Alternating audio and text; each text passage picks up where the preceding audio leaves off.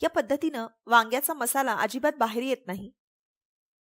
वांग छान मसालेदार लागतं. जेव्हा तुम्ही भरलं वांग करणार असाल तेव्हा या पद्धतीनं जरूर करून बघा. पाव किलो ताजी काटेरी वांगी घेतली आहेत. अर्धी वाटी भाजलेले शेंगदाणे आहेत. शेंगदाणे भाजून त्याची सालं काढून घेतली आहेत.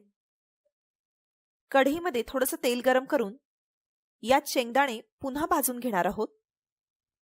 अशा प्रकारे शेंगदाणे पुन्हा भाजून घेतले की छान खमंग भाजले जातात. मिक्सरवर हे भाजलेले दाणे फिरवून छान असे बारीक करून घेतले आहेत. इतर साहित्यामध्ये एक मोठा चमचा आलं लसूण कोथिंबीरीची पेस्ट आहे.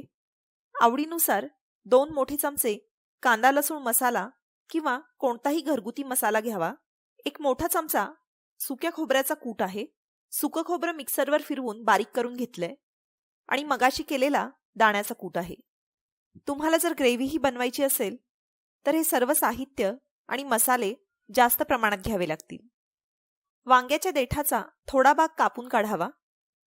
वरचा हिरवा भाग थोडासा कापून काढावा. पूर्ण काढायचा नाहीये. बाहेर आलेला भाग तेवढा काढून टाकावा. वांग्याला चाकूने एकूण 3 काप देणार आहोत. उभे आडवे 2 काप दिल्यावर अजून एक एक्स्ट्रा काप दिलाय म्हणजे मसाला वांग्यामध्ये छान एकसारखा मुरतो. आतमध्ये कीड नाही ना तेही एकदा चेक करावे. बाउलमध्ये पाणी घेऊन त्यात थोडंसं मीठ टाकलंय. या मिठाच्या पाण्यात कापलेली वांगी घालावीत म्हणजे ती काळी पडत नाहीत.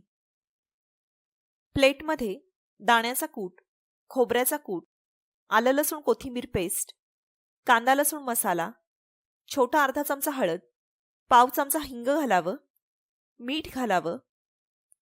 सर्व मसाले मिक्स करून घ्यावेत. कांदा लसूण मसाला नसेल तर अगदी लाल तिखट आणि गरम मसाला देखील घालू शकता. यामध्ये पाणी घालू नये. त्याऐवजी थोडंसं तेल यामध्ये घालावं. हे वाटण थोडंसं घट्टच ठेवायचं आहे. आता वांग्यांमध्ये हा मसाला भरायचा आहे. थोडा थोडा मसाला घ्यायचा आहे. वांग असं पूर्णपणे उघडावं. मसाला भरावा. मसाला वांग्यांमध्ये थोडासा दाबून भरायचा आहे. सगळ्या कापांमध्ये हा मसाला भरावा आणि मग वांग थोडंसं दाबून यामध्ये मसाला घट्ट बसवायचा आहे. अशा प्रकारे सगळी वांगी भरून घेतली आहेत. आता पातेल्यात 1 तांब्या पाणी उकळायला ठेवलंय. यावर मोदकाची चाळणी ठेवून यामध्ये ही वांगी ठेवावी. झाकण ठेवून वांगी वाफवून घ्यावीत. गॅस मध्यम आचेवर ठेवला आहे. 10 ते 12 मिनिटात वांगी व्यवस्थित वाफली जातात.